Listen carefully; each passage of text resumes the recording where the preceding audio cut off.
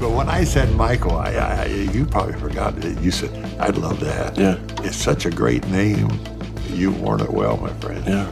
Recent breaking news. Bill Gaither, the legendary icon, has spent decades at the heart of a musical movement that touched millions. His voice, his songs, his legacy, woven into the very fabric of Christian music. But now, at 88, he's breaking his silence.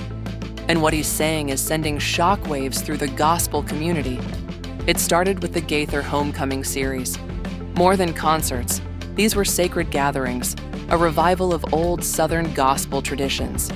Legends stood shoulder to shoulder with fresh new voices, creating something that felt timeless. The tapes, the DVDs, the songs, they spread across America, reaching homes that had never witnessed a gospel concert in person. A phenomenon, a movement. But behind the warm smiles and heartfelt melodies, cracks in the foundation began to show.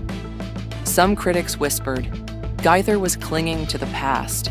Contemporary Christian music had evolved, embraced rock, pop, even hip-hop. But Gaither, he stood firm, a guardian of tradition. His fans saw him as a protector, preserving something sacred.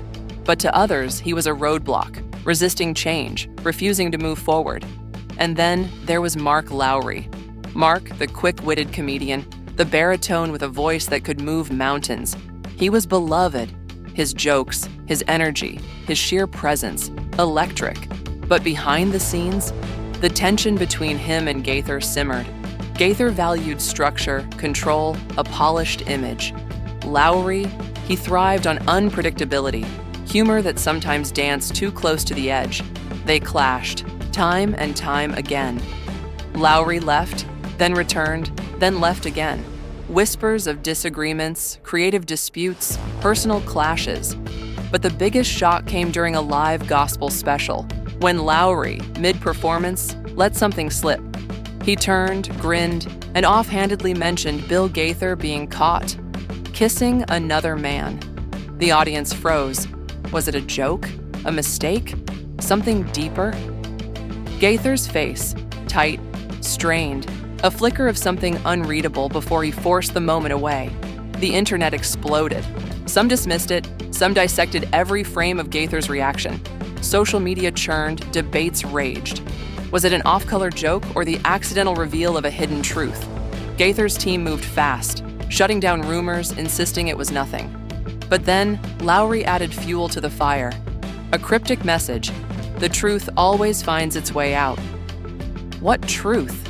Gaither never spoke about it again. But the questions lingered, unanswered. And Mark Lowry wasn't the only one who found himself at odds with Gaither. David Phelps, the tenor. A voice like no other, an instrument that soared above the rest. Fans adored him, but behind closed doors, tension brewed. Phelps wanted to push the boundaries, bring something new to the Gaither vocal band. Gaither, he held firm. Keep it simple, keep it classic. Phelps felt stifled. On stage, some noticed it. Small things, a little distance between him and the rest of the group, a stiffness when the set list leaned too far into old traditions. He left, came back, left again. Was it creative differences, or was Gaither's iron grip driving talent away? And then, the whispers of money. The Gaither empire.